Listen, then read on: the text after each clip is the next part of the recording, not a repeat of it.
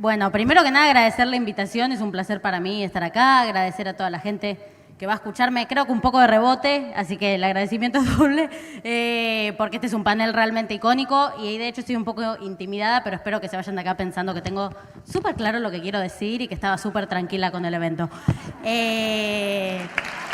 Lo cual es falso, pero piénsenlo y quédense con eso. Voy a empezar citando a Joyce, que decía que la historia fue, es y será una pesadilla, y creo que indudablemente por momentos lo fue. En América Latina en general tomó forma de golpes de Estado, con desapariciones y torturas, o de neoliberalismos, con miseria, saqueo, deuda. Pero creo que para mí, que tengo otra visión, porque yo nací en el 2000, y mis primeros recuerdos son en un gobierno de ampliación... Bueno, tampoco es reír.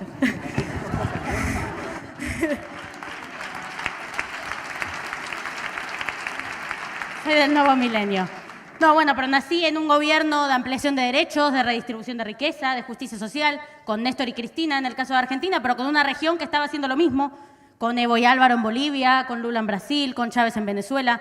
Digo, creo que yo crecí viendo otra cosa, viendo que había una alternativa posible, viendo que había un sueño, no solo una pesadilla, pero también, para no agotar mucho tiempo en balances que creo que hemos hecho muchas veces sobre esa experiencia en América Latina, que sabemos que fue un ciclo interrumpido, que la derecha pudo arremeter con un alto nivel de violencia, como le es característico, con golpes de Estado, con ataques judiciales, mediáticos, con bloqueos económicos, no solo para amedrentar dirigentes, sino para volver a naturalizar la humillación a los pobres, a los pueblos originarios, a las mujeres, a los colectivos LGBT y más, porque eso hacen.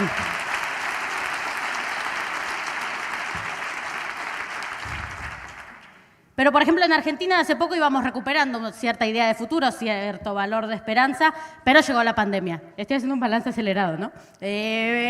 Un titulito por momento histórico. Llegó la pandemia, ¿no? Y una de las primeras cosas que se instalaron en ese entonces tenía que ver con esta falsa dicotomía de economía o salud. Había países que se iban a dedicar a cuidar la salud y otros la economía. Mientras la gente se moría, se enfermaba, pensaba cómo iba a llegar a fin de mes, esta idea de cuidado de economía tenía que ver, por ejemplo, con el caso de Estados Unidos, en el que había miles de muertos y pérdida de millones de puestos de trabajo, con cuidar la economía del 1%, ¿no? Porque claramente la crisis sanitaria tuvo impacto económico, pero lo que se tenía que contener, o la prioridad a la hora de contener, tenía que ser la vida, el hambre, la miseria de las grandes mayorías. Y creo que ahí hay un punto interesante en el cual, al principio de esta apocalipsis, muchos hablábamos de esto de crisis-oportunidad. Creo que no tomamos esa oportunidad todavía, en un contexto tan hostil, aprovechar para llevar adelante transformaciones lo más radicalizadas posibles, pero creo que la crisis no terminó. Entonces, que la oportunidad siga abierta, pero para eso hay que tener una agenda programática clara y hay que tener firmeza a la hora de caminar en ese sentido. Y creo que eso nos viene costando un poco.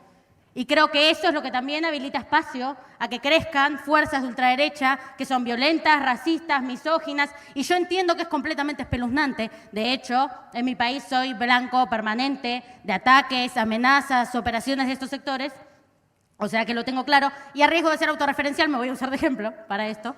Yo soy legisladora en una legislatura local. Soy una piba de 21 años y parece por momentos que soy presidenta de la nación, porque soy tendencia en Twitter todas las semanas, tengo títulos mediáticos todas las semanas y vos le preguntas a cualquier persona en la calle que te diga 5 legisladores porteños y no tienen la más pálida idea. Entonces, yo no me considero lo suficientemente relevante como para que desarrollen semejante esfuerzo y compromiso en deslegitimar mi figura. Pero porque no se trata de mí. Se trata de que yo soy producto de un movimiento estudiantil, de un movimiento feminista que en Argentina pudo construir su propia agenda, que pudo meterse en la agenda pública contramano, que sumó a miles de jóvenes por primera vez a la militancia, que pudo ser ofensivo en un gobierno neoliberal en el que se trataba de discutir qué podíamos no perder. Ahí dijimos, no, nosotros queremos ganar esto. Queremos ganar este derecho, por ejemplo, el derecho al aborto legal, seguro y gratuito. Digo, creo que se trata ahí, uno puede entender más claramente por qué, de dónde viene ese empecinamiento. Y más cuando pretendemos ocupar espacios de poder, como yo hice, entre otras. Entonces, creo que ahí hay una pista, que no es una gran revelación mía, sino que algo que venimos discutiendo. Ellos son reaccionarios, no existen sin potencia transformadora. El primer miedo lo tuvieron ellos, no tenemos que tener miedo nosotras y nosotros. Tenemos que entender que no podemos perder más tiempo, por más absurdas, negacionistas y graves que sean las propuestas y planteos que hacen, esos debates ya los saldamos. Los derechos de hoy son luchas de ayer y las luchas de hoy son derechos de mañana. La manera de ganar esos debates no es debatirlos, es seguir avanzando, es tener un programa de avanzada, de alta. Y creo que ahí estamos perdiendo mucho tiempo y que tenemos otra capacidad, que tenemos otra correlación de fuerzas. Y esa agenda no creo que se vaya a resolver en este panel, ni la vaya a resolver yo, ni la vayan a resolver los estados, si bien podemos tener nuestros apuntes o nuestras pistas, la van a ir dictando las sociedades y los movimientos. Yo, igual voy a decir la mía, yo considero, porque mi recorrido militante, mi historia militante se debe a la juventud organizada, que viene fundando hace tiempo movimientos a contramano, que son irreverentes, que son novedosos. En eso, bueno, ese va a ser el marco de mi caracterización sobre qué es lo que se viene, cuál es el horizonte, o cuál debería serlo. Creo que, por un lado, el movimiento feminista tiene muchas tareas, como bien se ha nombrado, muchas en relación al reconocimiento de los cuidados. Hay una frase que lo sintetiza muy bien, eso que llaman amor es trabajo no pago y tenemos que trabajar en ese reconocimiento. En Argentina, por ejemplo, se conquistó el reconocimiento y el registro de los aportes jubilatorios de trabajadoras domésticas. Pero creo que los cuidados no son solo eso, y en eso hay que tener cuidado. Creo que también se trata de los cuidados comunitarios, por ejemplo. De entender, por ejemplo, al principio de la pandemia se hablaba mucho de que no te cuida el Estado, sino que te... al revés. No te cuida el mercado, sino que te cuida el Estado. Pero a veces el Estado no llega y te cuida... Hay que avanzar en un reconocimiento simbólico y económico a las mujeres que paran la olla, que ponen comedores, que ponen merenderos, que salvan del hambre a sus barrios todos los días. Esos también son cuidados con los que tenemos una deuda. Hay otra cosa que a mí me pone muy nerviosa, no sé cómo será en otros países, pero en Argentina es realmente injusto, que es el tema de la enfermería. La parte del trabajo de salud más feminizada es la más precarizada e incluso después de una pandemia no se avanza en el reconocimiento de esa tarea. En la ciudad de Buenos Aires son directamente monotributistas. Tenemos la población travesti trans y nos preocupa. Tenemos que saber que es una población que en el 90% de los casos está fuera del mercado formal de trabajo. ¿Cuánto, cómo y dónde se puede vivir de esa manera? Hay que avanzar en cupos laborales, en políticas de acceso a la vivienda, entre muchas otras cosas que podemos pensar en ese sentido. Obviamente una agenda contra las violencias. Sabemos que en la cuarentena los femicidios, la violencia de género aumentó, que las mujeres no están a salvo ni siquiera en sus propias casas. En eso hay que avanzar. Eso, digo, es una problemática que se ataca por muchos frentes, pero desde ya en educar en consentimiento. Ir a cambiar una justicia que es una basura, que no sirve para nada y que le da la espalda a las mujeres todos los días. Incluso con potestades preventivas que podrían implementar con mucha facilidad.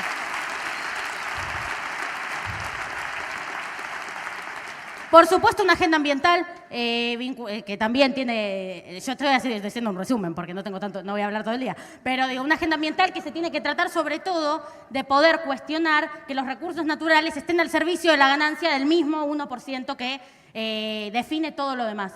Por ejemplo, pensando en cómo se lleva adelante la producción de alimentos. No se produce alimentos para alimentar, se produce alimentos para que gane más plata quien produce los alimentos. Entonces, obviamente que van a usar agrotóxicos, enfermar a comunidades rurales, porque total es lo que maximiza la producción en su ganancia. Tenemos que construir un ambientalismo popular que entienda que la crisis ambiental no hace otra cosa que profundizar desigualdades sociales preexistentes. Tenemos que ir a un planeta que se ordene en función de la vida de las mayorías y no de la ganancia de las minorías. Y creo que el ambientalismo está peleando eso, entre otras cosas. De hecho, las cooperativas rurales están demostrando que hay otro modelo en ese sentido, que se puede comer saludable y barato si el eje ordenador es otro. Una agenda que también politice eso que no parece político, como se viene hablando mucho del tema de la salud mental. De esta pandemia los jóvenes salen con más ansiedad, con más depresión, con trastornos alimenticios, con problemas de consumo y tenemos que hacernos cargo del acceso a una salud mental que deberíamos considerar derecho, sobre todo en un momento en el que fue tan hostil la vida. Pero además no hay que individualizar estos problemas ni patologizar estos problemas, son parte de un malestar colectivo que tiene que ver con la incertidumbre total sobre cuál es el futuro en una realidad en la que si cuesta pensar dónde se va a trabajar y dónde se va a vivir en general, más le cuesta a esta franja etaria. Así que hay que también trabajar en ese sentido. Creo que en general se pueden nombrar un montón de puntos reivindicativos más específicos, pero en todos hay un común denominador que tiene que ver con que naturalizamos altísimos niveles de desigualdad. Que naturalizamos que, por ejemplo, en Argentina hay barrios populares sin acceso a agua potable y barrios privados que tienen lagos artificiales enteros. Naturalizamos que las 22 personas más ricas del mundo, hombres, concentran más riqueza que todas las mujeres de África juntas. Hay un profundo nivel de desigualdad y no podemos permitir que quieran discutir la pobreza sin discutir la riqueza. Eso es una trampa y tenemos que sortearla.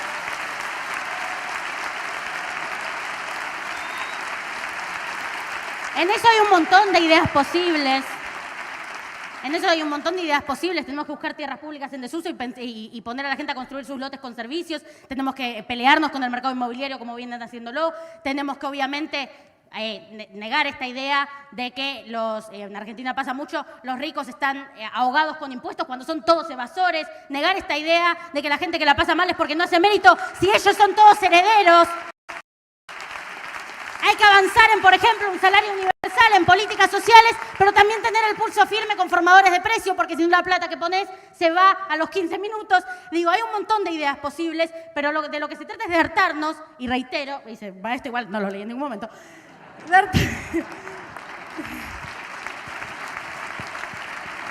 de hartarnos, reitero, de que valga más la ganancia del 1% que la vida del 99% restante. Vamos a pelearnos, compañeros, compañeras.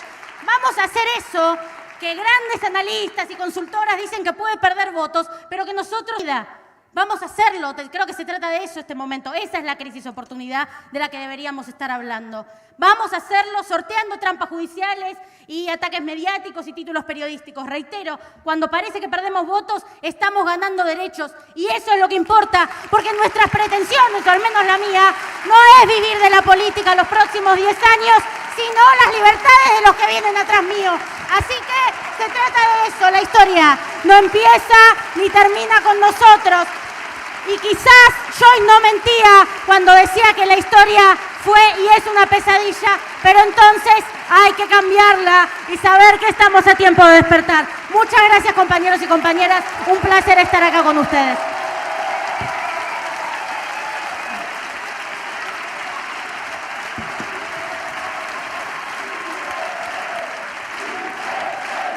Sí se puede, sí se puede.